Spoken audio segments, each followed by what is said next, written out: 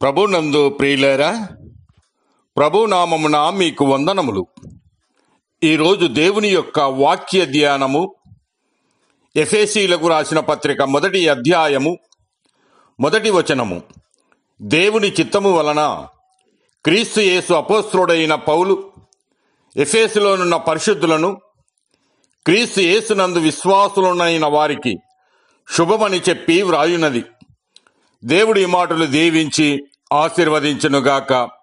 గమనించండి ప్రియులారా, చరిత్రలోని కొన్ని పేర్లను మనము వెంటనే గుర్తిస్తాం.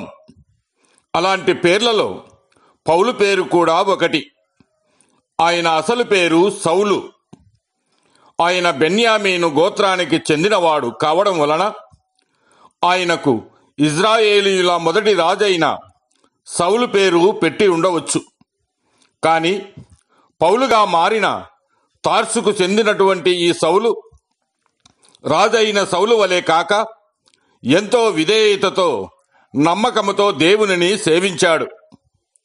యూదా మతాచారాలను నిష్ఠగా పాటించి ధర్మశాస్త్రోపదేశకునిగా సౌలు యెరూషలేములోని క్రైస్తవ వ్యతిరేక ఉద్యమానికి నాయకుడయ్యాడు.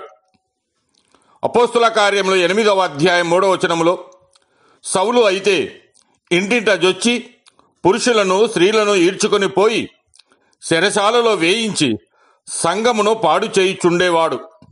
కాని ఆ సమయములోనే దమస్సు మార్గమున ప్రయాణము చేయుచున్నప్పుడు అకస్మాత్తుగా ఆకాశము నుండి ఒక వెలుగు అతని చుట్టి ప్రకాశింపగా యేసు క్రీస్తు దర్శనము ద్వారా పట్టబడి ఆయన మార్పు నొందాడు. తరువాత తార్సుకు చెందినటువంటి ఈ సౌలు అన్యజనులకు అపోస్తలుడైన పౌలుగా మార్చబడ్డాడు. అతడు అంతియోకయలోని సంఘములో పరిచర్య చేస్తున్నప్పుడు అన్యజనులకు సువార్తను అందించడానికై దేవుని ఆత్మచే పిలువబడి విధేయుడు అయ్యాడు. రోమా సామ్రాజ్యమంతటా పౌలు చేసినటువంటి 3 సౌవార్తిక యాత్రలు క్రైస్తవ సంఘ చరిత్రలో గొప్ప సౌవార్తిక సాహసాలలో ఒకటిగా గుర్తింపబడ్డాయి. దేవుని చిత్తము మరియు ఆయన ఉద్దేశములను గూర్చిన గొప్ప రహస్యములను పౌలు వివరించనై ఉన్నాడు. దేవుని చిత్తము వెల్లడించుటకు దేవుని చిత్తానుసారముగా క్రీస్తు యేసు అపోస్తలుడాయను. అపోస్తలుడు అనగా 3 భావములు ఉన్నాయి. ఒకటి, క్రీస్తుకు చెందినవాడు అనగా ఆయన జీవితము ఆయనది కాదు, క్రీస్తుకు చెందినది. క్రీస్తు ఇష్ట ప్రకారమే వాడుకొనును. 2, క్రీస్తుచే ఒక ప్రత్యేకమైన పని నిమిత్తము పంపబడినవాడు. 3, తనకు కలిగిన అధికారము ఇవ్వబడినదే గాని సంపాదించుకున్నది కాదు. కనుక ప్రియులారా, ఎఫెసీ పత్రిక సంఘ సత్యమునకు గుండెకాయ వంటిది.